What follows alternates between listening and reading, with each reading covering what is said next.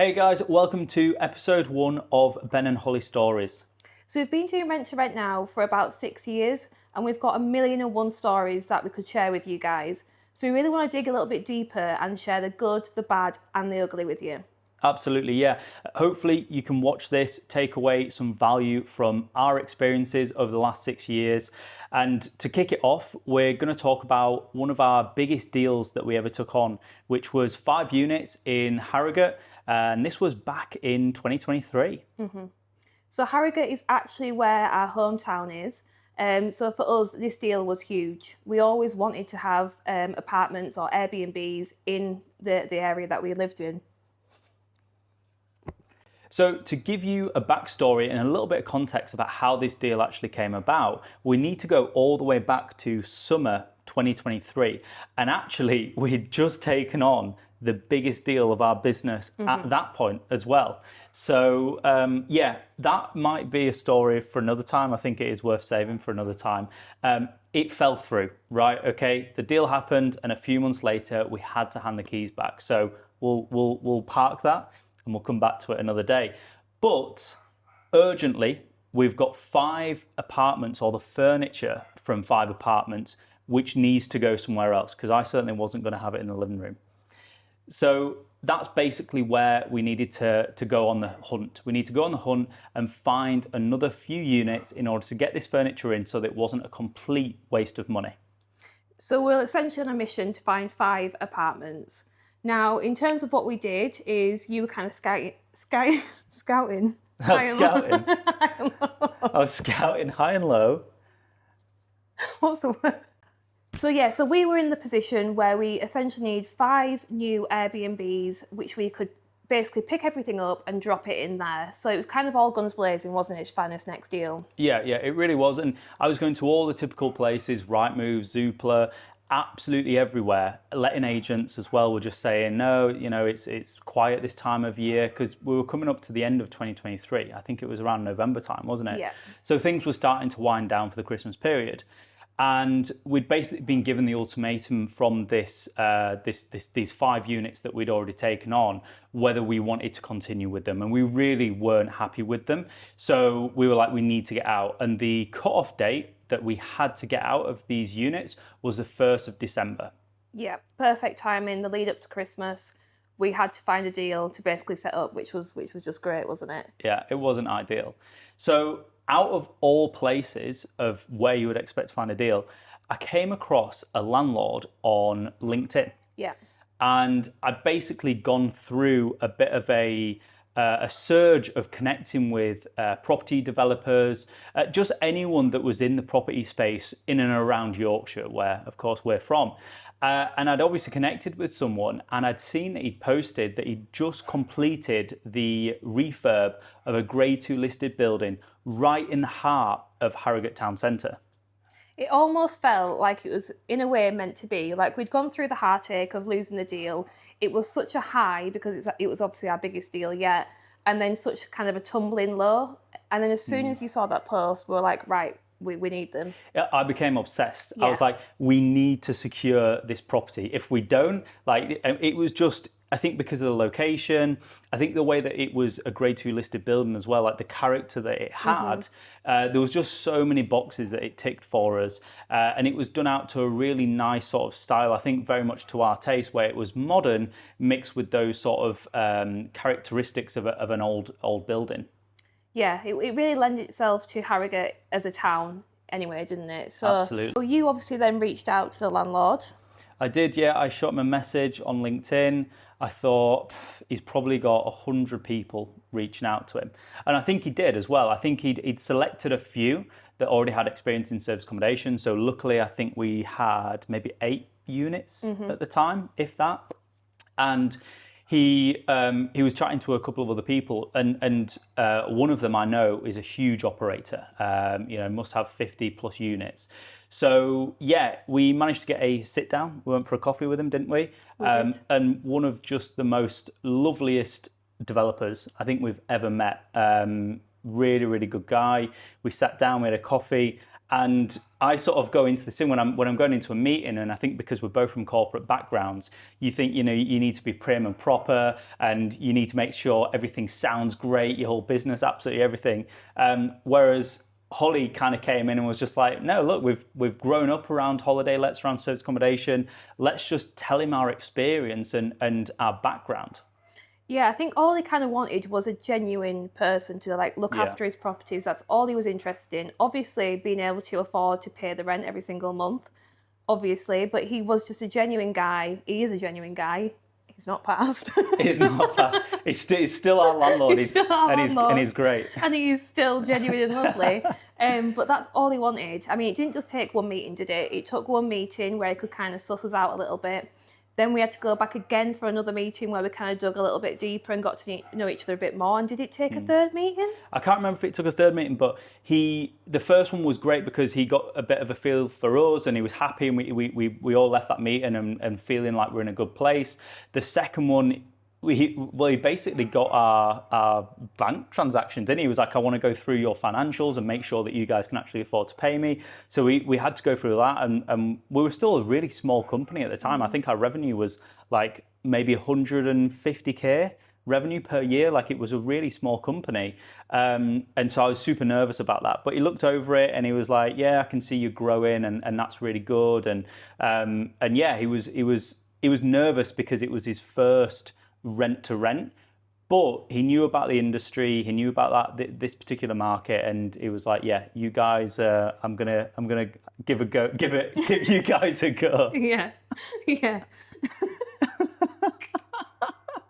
So yeah, he was nervous and we were definitely nervous. I mean, we had taken the 5 on already, which obviously went a little bit tits up, but again, when you've also had that negative experience, that can put you off. It obviously wasn't stopping us, was it? We got the all clear.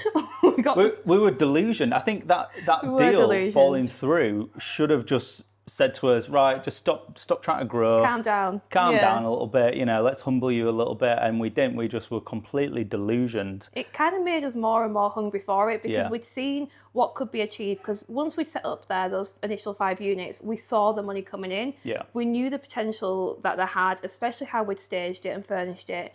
And we could see that we just wanted that, but obviously somewhere else where the building was kind of taken care of. So that was our drive, wasn't it? Like, nothing was going to stop us from kind of taking that deal on. And thankfully, he agreed, didn't he? After those meetings. He did. He wanted to go ahead, and so it just actually turned out, coincidentally, maybe not, but the December the 1st, which is the day that we had to leave the other 5 units, was the day that we got the keys for the new place. So it was like a full, crazy, I remember that day was absolutely nuts. I think yeah, we got up at about 3 a.m, I think. Or we'd already got the van the night before. Yeah. We got up about 3 a.m, which was absolutely crazy because we had to be out by a certain time from the first lot of apartments. Yeah.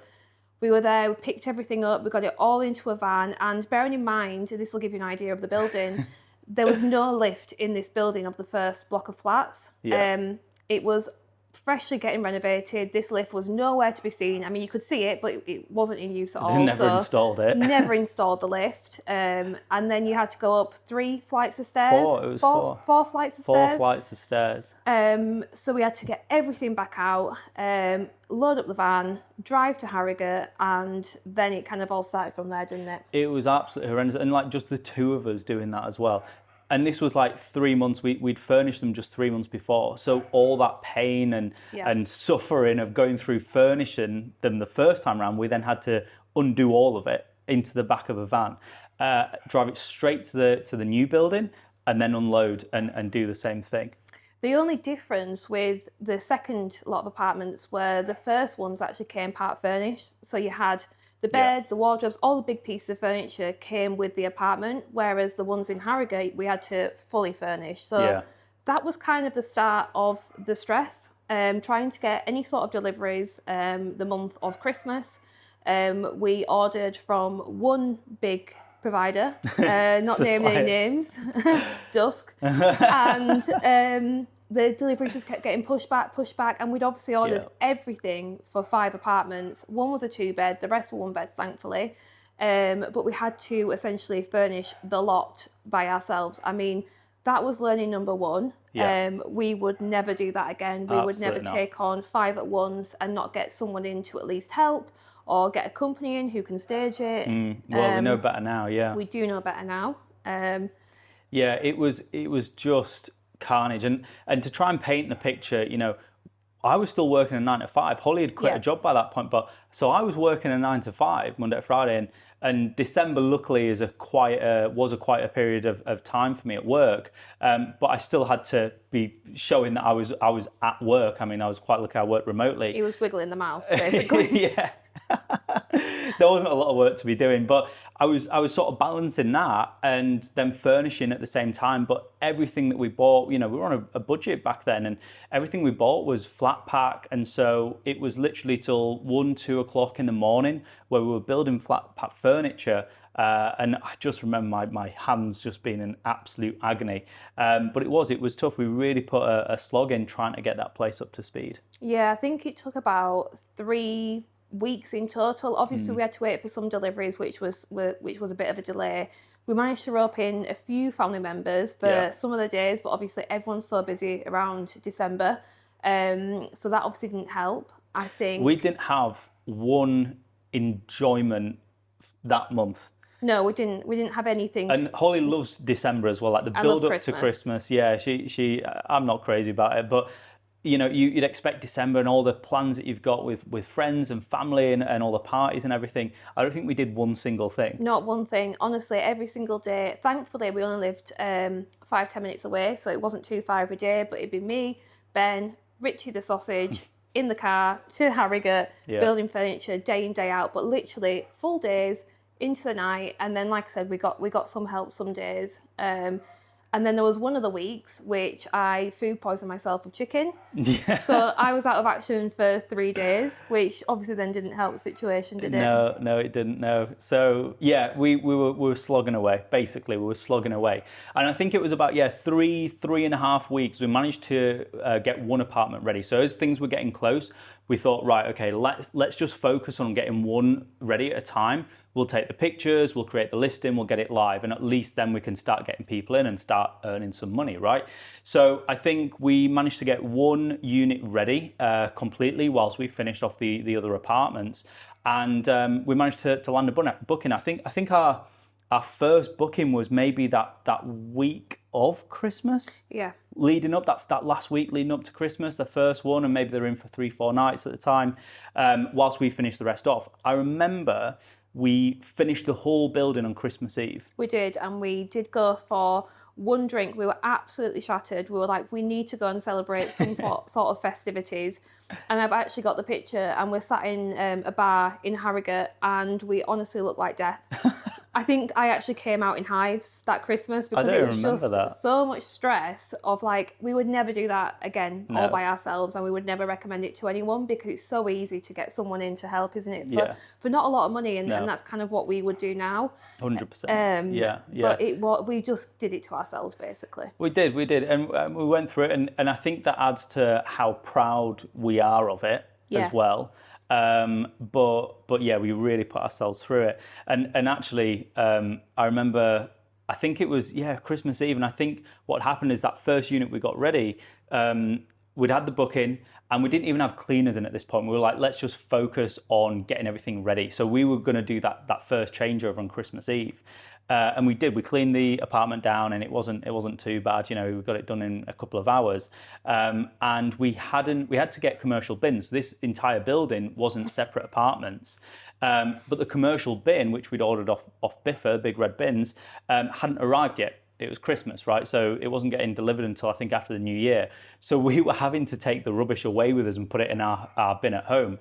So the guests had checked out. I'd collected their rubbish out of the apartment. Bearing in mind, Ben hates cleaning. Like, just to put that into perspective, anytime I try and rope him in, there would be a big strop and paddy. So the whole situation of the cleaning, it wasn't just a case of, we're going to go in and do the clean.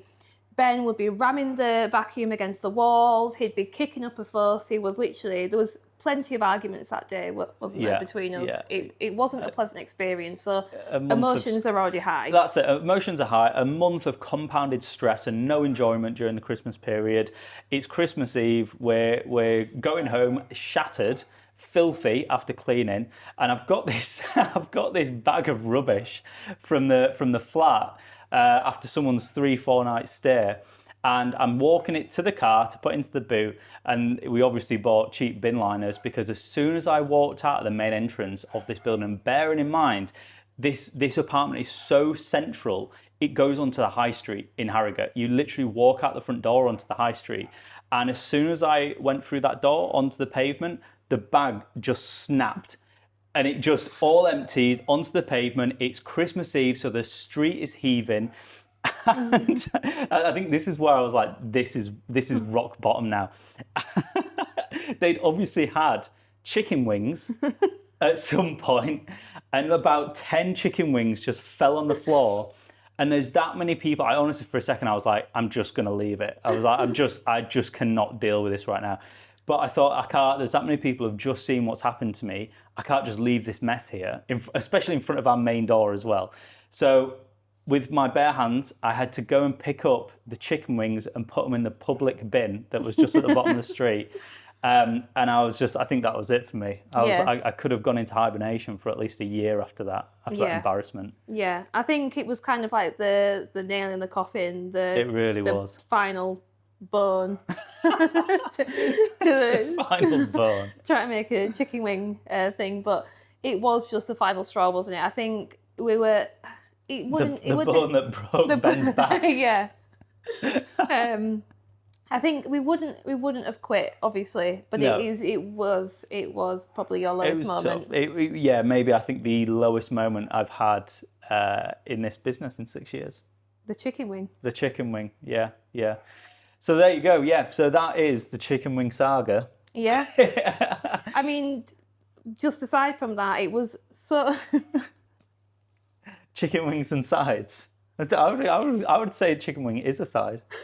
Just aside from that, that deal was honestly probably the most. Would I say it's the biggest deal in terms of figures? Maybe not, but it's definitely our proudest deal, and we've still got it to this day. And it's always done as well.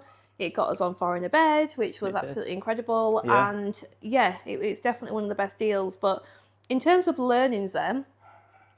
What have we learned from this? I think the staging, that was like the biggest thing. I think at the time we thought, let's buy everything, let's get all the discounts, do all the best deals that we could get at that time. And actually, I don't think it would have cost us that much more money to either get like a flat pack builder in. No. You know, we've used those more recently, and they're not even that expensive, and they do it so quickly compared to someone who's not really experienced in flat pack. It's totally worth it. Yeah, definitely. And definitely get cleaners in from the beginning. Don't think that you need to start doing it yourself, because you could have a chicken wing saga. 100%. I would say get cleaners in from pretty much the day that you pick up the keys. Start thinking about your cleaning team, because you won't think about anything. As soon as you begin furnishing and ordering furniture and getting in there, setting up, you won't think about anything else. So if you know that a deal's coming up and you're due to get the keys at some point soon, definitely look around for a cleaner, and look around for a staging company as well. And actually, as well, as like a bit of a Brucey bonus there, maybe start getting the listings set up. You can start listings. You don't need the pictures from the place. You could just use some fake listings and keep the listing on Airbnb unlisted so that no one can see it. Once you've got the pictures, everything's already there. You can go live. So yeah, I would say that those are the biggest takeaways from that. Well, there you have it, guys. That is episode 1, the chicken wing saga from Ben and Hollie Stories. Don't forget to like, subscribe, and we will hopefully be releasing some more of these. Thanks, guys.